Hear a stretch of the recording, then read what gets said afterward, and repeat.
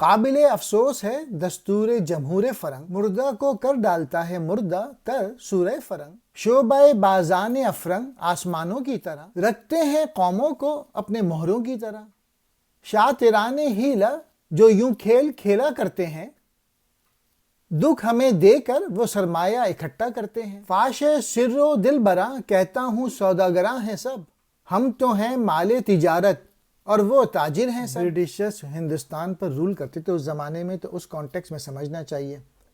آج کے کانٹیکس میں تو یہ سمجھنا چاہیے کہ پاکستان جیسے ملکوں میں جو جاگیردار وغیرہ ہیں، جو وڈیرے ہیں، وہ پاکستان پہ ظلم ڈھا رہے ہیں، اور ان کے عوام کے یہی سارے لوگ اسمبلی میں بیٹھے ہوئے ہیں، یہی بل پاس کرتے ہیں، اور یہ سارے بل ایسے ہوتے ہیں جو طاقتور لوگ ہیں ان کو بچاتے ہیں، انہی کے فائدے کے لیے ہوتے ہیں۔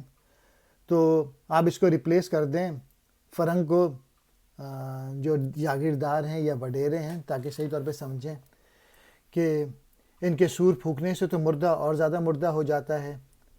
جمہوری تماشا دکھانے والے یہ جو وڈیرے ہیں یا یہ جاگیردار ہیں، یہ انہوں نے گردش کرنے والے آسماں کی طرح اپنی شطرنج کے تحت اپنی قوم کو جو ہے وہ مورے کی طرح استعمال کر رہے ہیں، اور یہ اتنے شعبدے باز ہیں، یہ خزانے تو اکٹھا کرنے میں لگے ہوئے ہیں جبکہ دوسرا دکھ اٹھا رہے ہیں۔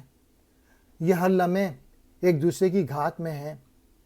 مجبوریوں کا راز کھل کے بیان کرنا چاہتا ہوں، وہ یہ ہے کہ ہم تو مال و متاع ہیں اور یہ سب سوداگراں ہیں۔ پاکستان میں لے لیں، سارے جو بڑی بڑی ملیں ہیں وہ کن کے پاس ہیں؟ سارے جو پولیٹیشینز ہیں جو کہ اسمبلی میں بیٹھے ہوئے ہیں، بینکوں سے قرضہ معاف کرا لیتے ہیں۔